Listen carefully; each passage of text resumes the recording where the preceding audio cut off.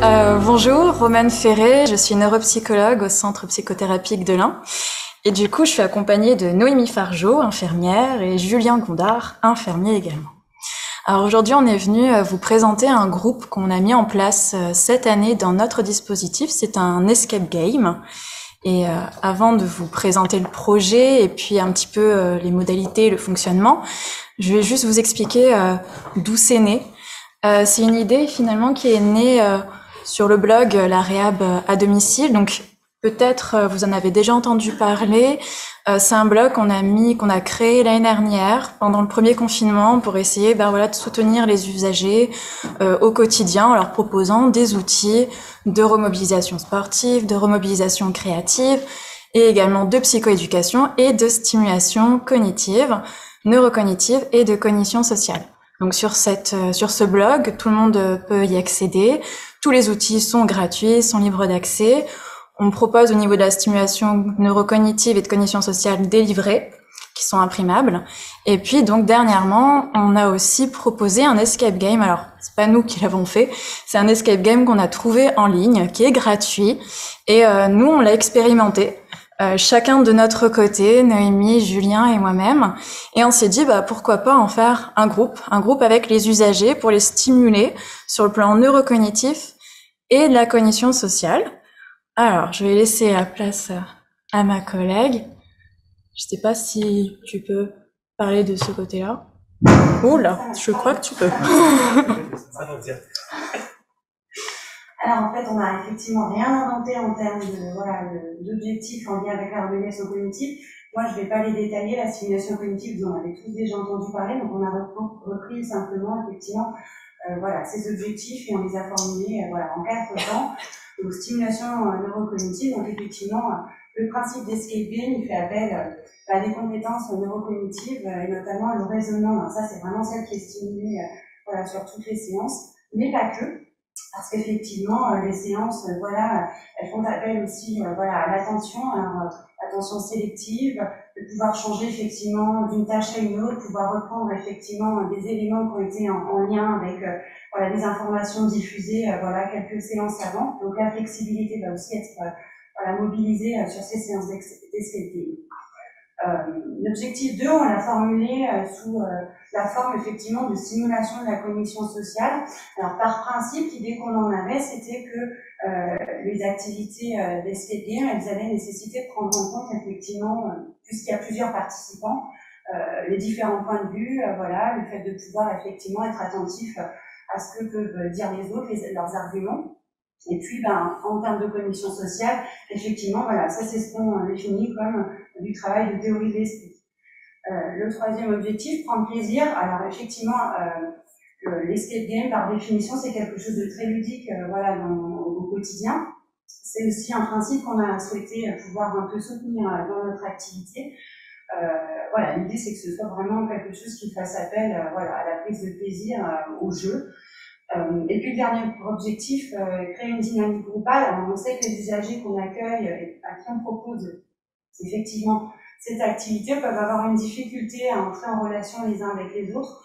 Donc effectivement, tout le travail qu'on soutient sur les séances, c'est de pouvoir soutenir ces échanges, les temps de groupe, et effectivement faire en sorte que la communication et une mise en relation entre les participants.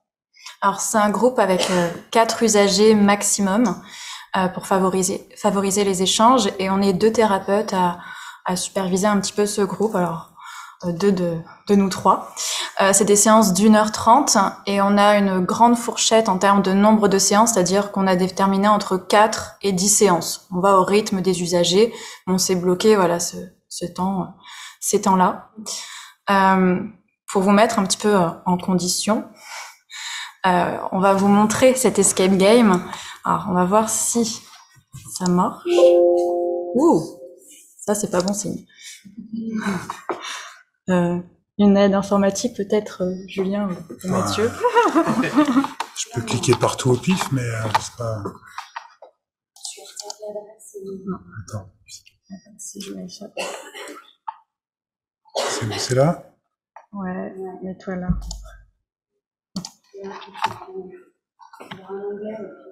Ouais. onglet plus. Alors, bonjour à tous. Donc, moi, je vais vous faire cogiter un petit peu. Hein. C'est la fin de journée, c'est pas forcément évident, mais c'est pour vous montrer un petit peu à quoi ressemble le site. Alors, le site s'appelle Planète Expérience. Non, attendez, je sais plus s'il y a deux. Non, c'est là. Hop. Voilà. Voilà, c'est ce site. Ah. Ou pas. Ça, c'est dommage. C'est bloqué par la sécurité du binacier. Ah, ça, c'est pas bon signe. On est bloqué en amont pour si vous avez un ordinateur portable. Ah non. Est-ce que... On n'a pas pensé à ça. Ouais. Il faut que ça clique alors. Il faut cliquer, mettre navigation privée.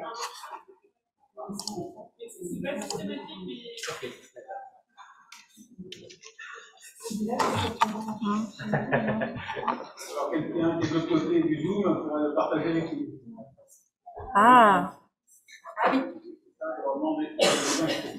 Alors, est-ce que quelqu'un au niveau du Zoom pourrait le faire? Ah, on a des solutions. Parce qu'on a aussi énormément de blocages, nous, sur le site à l'hôpital. Mais pour le coup, celui-là, il passe. Ça marchait chez nous. J'ai essayé la navigation privée. Non, on n'a pas essayé. Je suis pas sûre que ça marche. En plus, ça se passe dans la ville de Lyon. D'accord.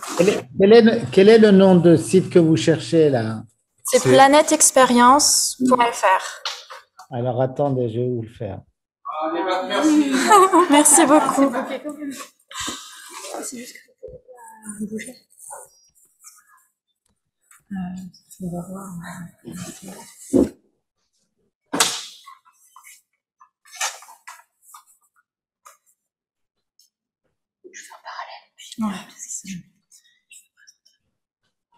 Oui, bah voilà, l'idée c'était de vous montrer le site. Après, vous pourrez aller voir, ou peut-être qu'on va y arriver.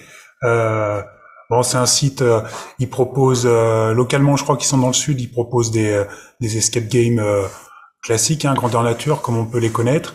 Et Vous pouvez enlever votre partage de connexion, partage d'écran. tout à fait. Enlevez, s'il vous plaît. Ok. Ah, c'est bien. Et donc, ils ont mis en ligne il y a quelques temps déjà. Est-ce que c'est ça? Ouais, c'est ça. C'est ça.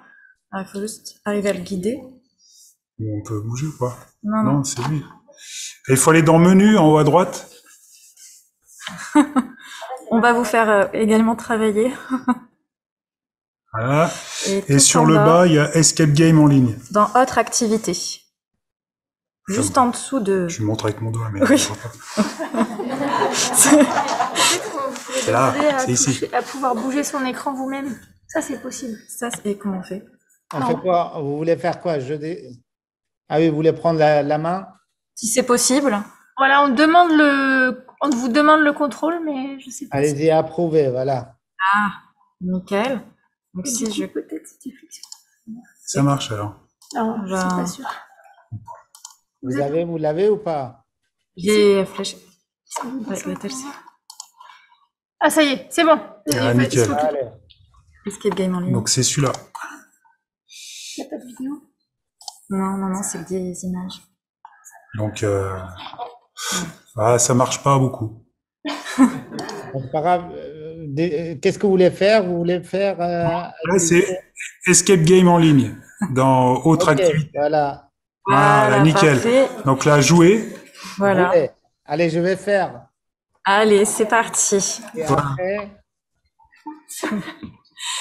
Et puis, on se lance tous ensemble dans cet escape game. Donc après, il faut descendre. Et puis, on va commencer le chapitre 1. chapitre 1.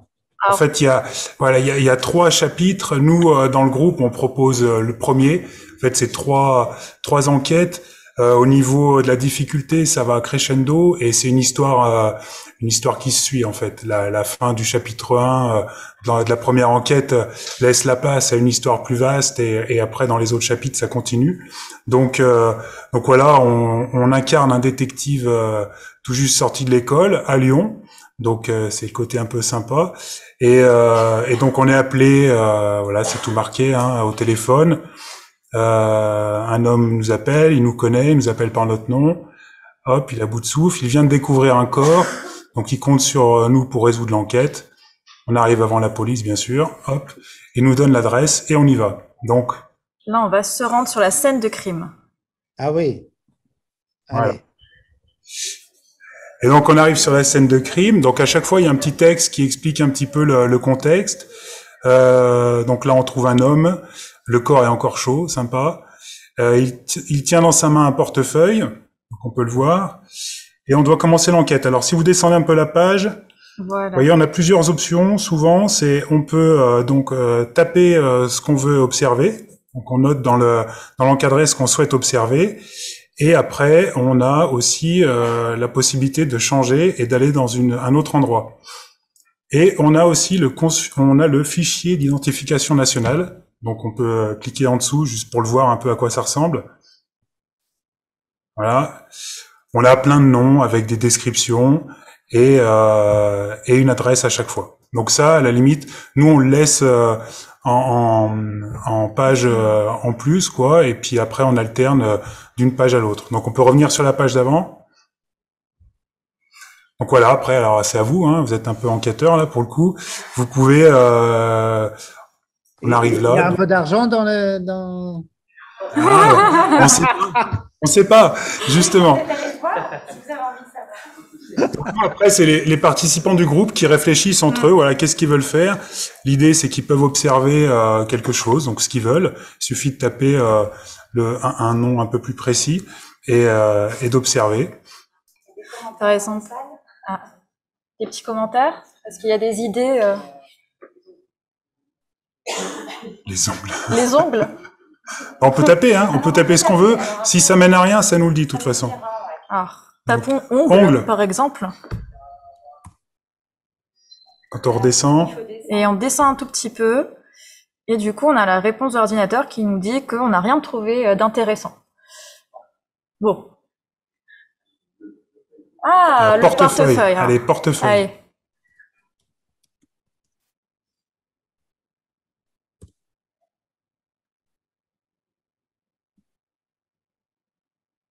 Alors, faut le taper entièrement. Hein. Oui, portefeuille, c'est pas Google. Faut tout marquer. Faut tout taper. Il faut marquer portefeuille entièrement. J'arrive.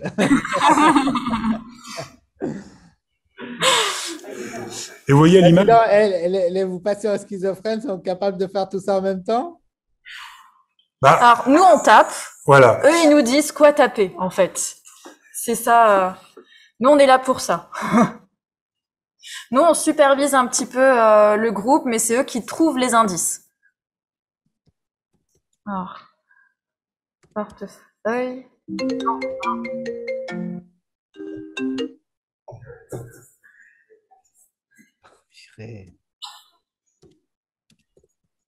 Arrive à manquer un E. En tout cas, quand vous tapez portefeuille, vous avez quelque chose, promis, ouais. On l'a testé. Voilà. Alors, juste pour vous montrer.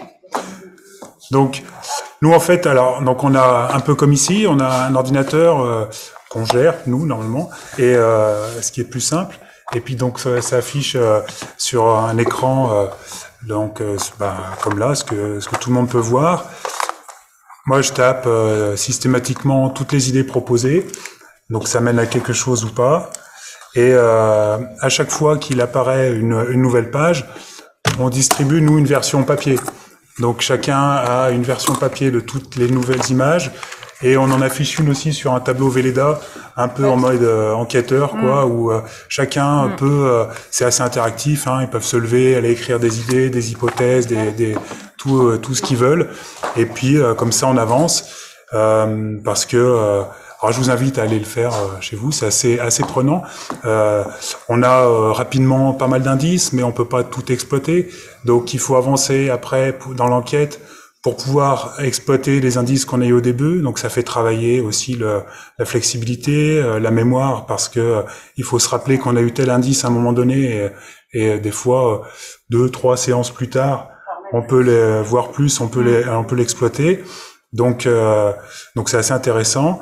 Il y a sur chaque image, vous voyez, il y a un petit chiffre en vert, là c'est un 1.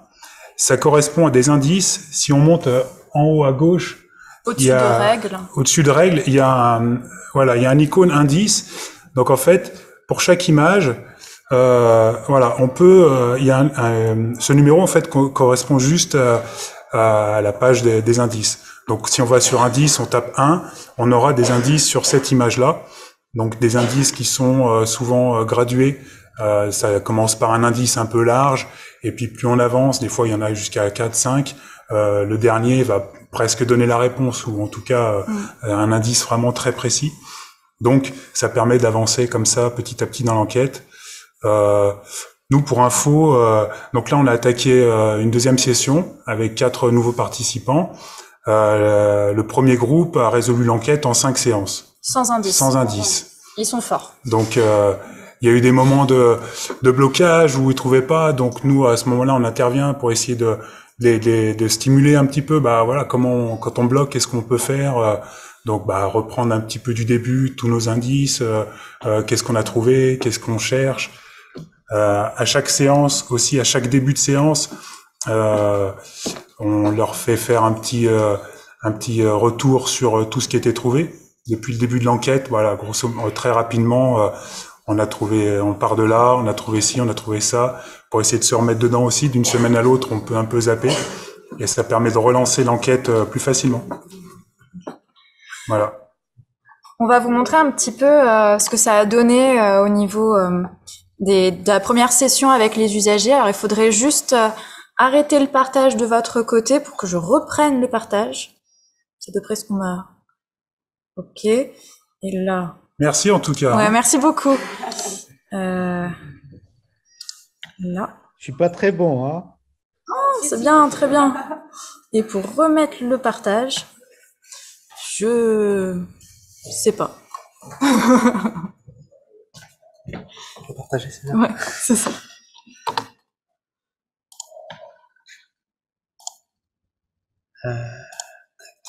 Ah. Donc on peut animer ça sans être très bon en informatique, vous voyez. Vous voyez, ça c'est génial. On y arrive en tout cas normalement. Là, normalement, c'est ça qui est partagé. Bon. D'accord, ok. On va mettre l'écran s'il veut. Voilà, super. Alors, du coup, nous, lors de la dernière séance avec les usagers, on leur propose un petit retour sur toutes les fonctions qu'ils ont travaillées. Donc là, le diapo que je vous montre, c'est le diapo qu'on a proposé à la session 1 pour les usagers. Donc, on leur fait un petit débrief sur qu'est-ce que le raisonnement. Vous le savez, hein. Et on leur précise que sur l'escape game, ils l'ont fait constamment. Et en fait, dans les différentes séances d'escape game, ils ont un tableau blanc. Alors, on n'a pas un peu comme les experts où ils peuvent switcher sur les écrans, etc. C'est juste un tableau blanc où ils écrivent dessus. Mais voilà, ils disposent les indices et après ils mettent tout ce qu'ils veulent, ça leur appartient, ça structure un petit peu leurs idées. Et ce tableau, donc du coup, ça montre, on essaye de leur montrer, voilà, ils arrivent à vraiment mettre en place des stratégies, de la logique, du raisonnement, voilà, et ce constamment.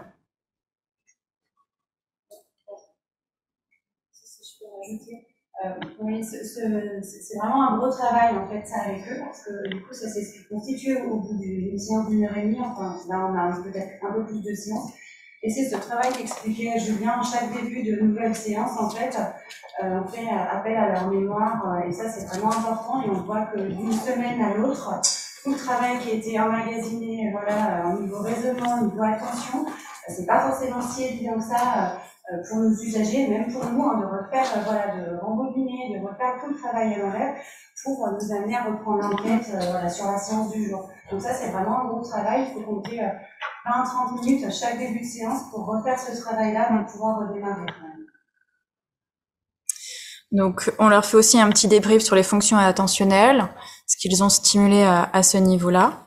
Et de même pour les fonctions exécutives. Donc notamment au niveau de la flexibilité cognitive et de l'initiation. Oui, c'est à moi de le lire. Ouais. Bah oui, là, donc la mémoire, ça on en a parlé. Hein. La mémoire de travail, parce que sur chaque séance, on a souvent pas mal d'indices, donc il faut les garder en mémoire parfois un petit moment ou les utiliser tout de suite. Donc voilà, la mémoire, elle est tout le temps sollicitée. Et puis donc la mémoire à long terme, effectivement, d'une séance sur l'autre, ce qu'expliquait Noémie, ou même nous, effectivement, on a beau l'avoir fait plusieurs fois, savoir où on en est, c'est pas toujours évident. Donc ça leur demande quand même un bon travail là-dessus, et c'est aussi nécessaire pour relancer la réflexion, parce que sinon repartir direct comme ça au bout d'une semaine, on peut avoir perdu le fil. Mm.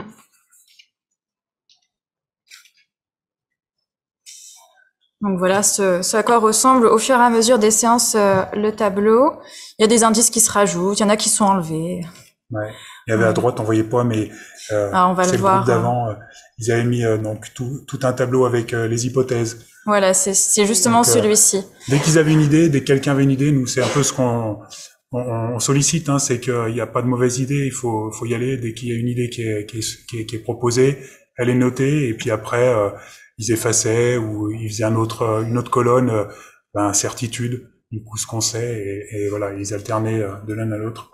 Du coup, ça leur faisait travailler tout ce qui est saut conclusion, ce qu'ils peuvent faire lorsqu'on les voit en bilan neuropsychologique. Là, on le travaille sur ce groupe où effectivement, comme Julien vous l'a précisé, on fait d'un côté les hypothèses et dès qu'on en est sûr, on bascule vers des certitudes. Et ça, ils ont réussi à le mettre en place assez rapidement au fur et à mesure des séances. Donc, la cognition sociale est également travaillée par le biais de ce groupe.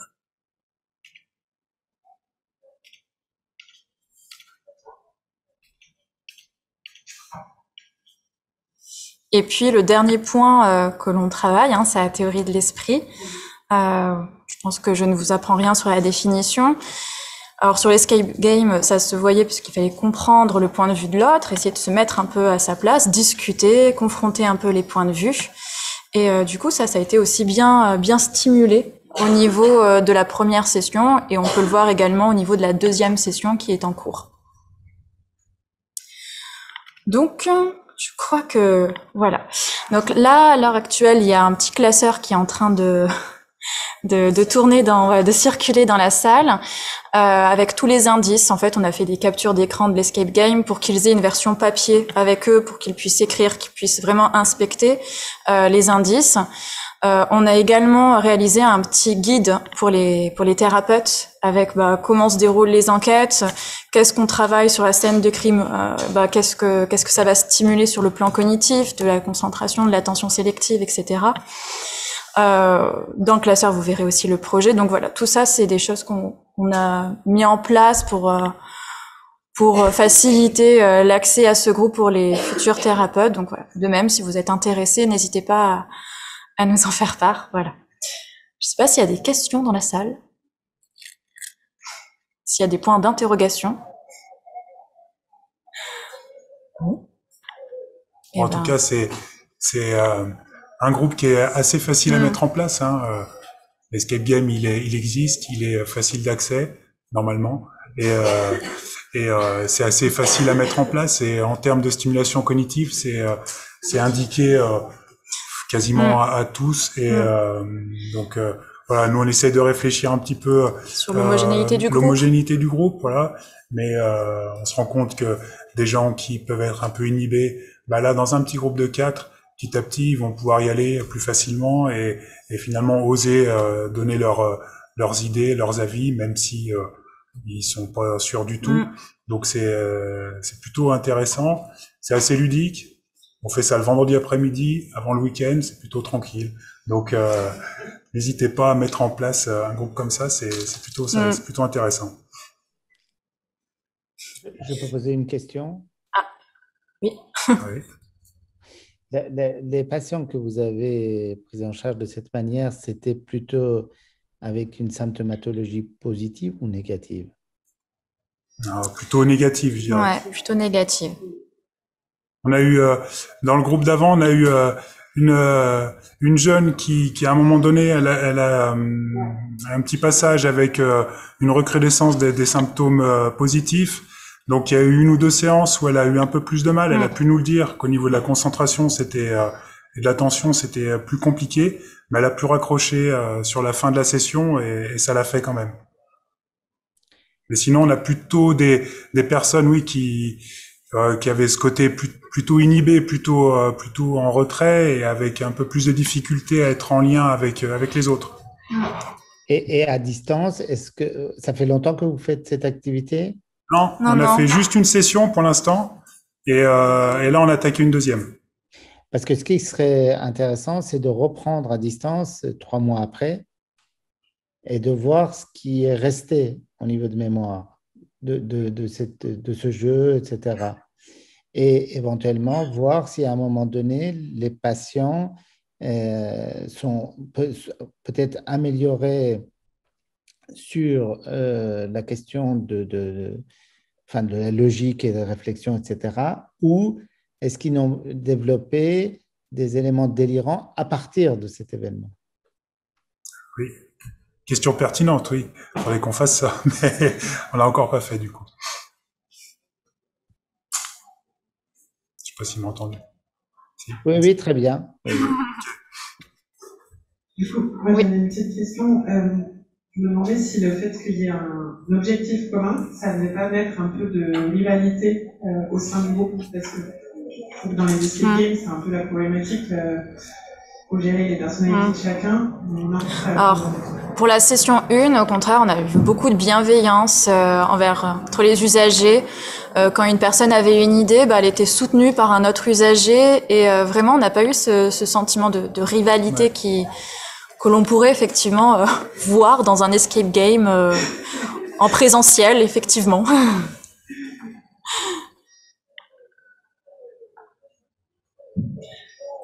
Bon, s'il n'y a pas d'autres questions, merci beaucoup.